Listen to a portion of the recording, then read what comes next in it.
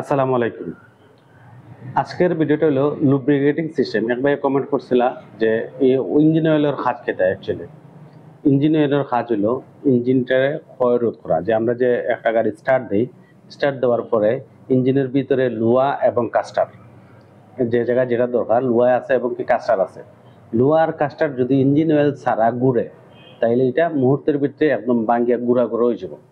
যেন একটা জিনিস না ভাঙ্গে ও কারণে ইঞ্জিন অয়েল ব্যবহার করা হয়। ইঞ্জিনের যদি ব্যবহার করা হয়, এটা হয় লুব্রিকেটিং সিস্টেম। এই ইঞ্জিন অয়েল ব্যবহার করলে আপনার ইঞ্জিন ক্ষয় রোধ হইব। তোমাকে একটা লোয়ারে যদি ঘষায়, তাহলে এটা তো ক্ষয় হইব তাড়াতাড়ি, এই ক্ষয়টা রোধ হইব। এবং আপনার ইঞ্জিনের স্মুথ ঠান্ডা থাকবো। ইঞ্জিন চললে যে আপনার যে কোনো কিছু যদি বেশি ইউজ করা হয় তাহলে গরম হয়ে যায় সহজে। তো ইঞ্জিন অয়েলটা যদি থাকে তাহলে ইঞ্জিনটা ঠান্ডা থাকবে। এবং গাড়ি যে সময় চলতে যে আসলে ইঞ্জিন অয়েলটা আপনার ময়লা তৈরি করে। যখন গাড়ি ইঞ্জিনটা চলতে থাকে তখন ময়লা তৈরি করে। ময়লা তৈরি করলে এই ময়লাটা যে আপনার ইঞ্জিনের ফিল্টার, অয়েল ফিল্টার আছে, ইঞ্জিন অয়েলের ফিল্টার আছে, এই ফিল্টারের মাঝে যে ময়লাটা আসে পরিশোধন হয়, হওয়ার পরে আবার ইঞ্জিনও যায়।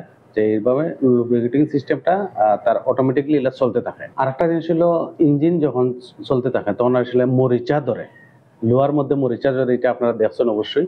তো যে মরিচাটা ধরে, এই যে মরিচা যেন না ধরে, এটার লাগেও আপনার ইঞ্জিন অয়েল ব্যবহার করা হয়। মূল কথা হইলো, ইঞ্জিন অয়েল যদি না ইউজ করা হয় তাহলে একটা ইঞ্জিনে সচরাচর 5 থেকে 7 বছর চলে, কিন্তু এই ইঞ্জিনটা 5 থেকে 7 মিনিটের ভিতরে নষ্ট হয়ে যাব। অনেক সময় আছে যদি অয়েল পাম্পে কাজ না করে, আমরা স্টার্ট দিলাম, ইঞ্জিন থেকে ড্যাশবোর্ড থেকে অয়েল পাম্পের বাতিটা নিবলো না, তাহলে এই পরিস্থিতিতে একটা ইঞ্জিনে 5 থেকে 7 সেকেন্ডের ভিতরেও নষ্ট হয়ে যেতে পারে। যদি অয়েল পাম্পে কাজ করছে না, ইঞ্জিন অয়েল একবারে উপরে উঠছে না, এমন অবস্থায় যদি অ্যাক্সেলারেটর দিলে মেইন বেগিন যেটা আছে ইঞ্জিন অয়েলের অভাবে এটা জ্বলে যায়। জ্বলিয়া নষ্ট হইতে সময় লাগতো না, 5 থেকে 7 সেকেন্ডের ভিতরে এটা নষ্ট হয়ে যায়। তো আমরা যে সময় গাড়ি স্টার্ট দেবো, স্টার্ট দেওয়ার পরে দেখতে হবে আগে ড্যাশবোর্ড থেকে ইঞ্জিন অয়েলের যে বাতিটা আছে এটা নিভছে কিনা। এটা যদি নিবে, তারপরেও অ্যাক্সেলারেটর না দেওয়া, কিছু সময় ওয়েট করা। এরপরে যে সময় আমরা ইঞ্জিন অয়েলটা বাতিটা নিবলো, একটু সময় ওয়েট করে পরে আস্তে আস্তে অ্যাক্সেলারেটর দেওয়া, যেন আরপিএম মিটারটা 2-এর উপরে কোনো সময় না ওঠে। তাইলে ইঞ্জিন অয়েলের কাজ হইলো, আমরা গণিলে ইঞ্জিন অয়েলের যদি আমরা ইউজ করার কারণে গাড়ির স্থায়িত্ব বাড়বো, স্মুথনেস থাকবো, স্থায়িত্ব বাড়বো, ক্ষয় রোধ করবো, ক্ষয় হইতে না কোনো জিনিস, এটা সহজে চলতে থাকবো।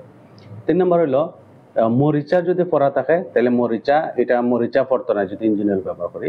আর হলো ইঞ্জিনে ঠান্ডা রাখবো। আর একটা হইলো, ইঞ্জিন চলতে যায় যে ময়লাটা আবিষ্কার হয়, ময়লাটা তৈরি হয় যেটা, এই ময়লাটা ইঞ্জিন অয়েলের যে ফিল্টারটা আছে এই ফিল্টারের সাহায্যে এটারে পরিশোধন করে। সর্বোপরি এই কথাই আশা করি বিষয়টা আপনারা বুঝতে পারছেন। যদি না বুঝেন তাহলে অবশ্যই আমার কমেন্ট করে জানাইবা, আমি চেষ্টা করবো যেন আর একটু সহজ করে এটা করা যায়। ভালো থাকা, দেখা হবে ইনশাল্লাহ আগামীতে। আসসালামু আলাইকুম।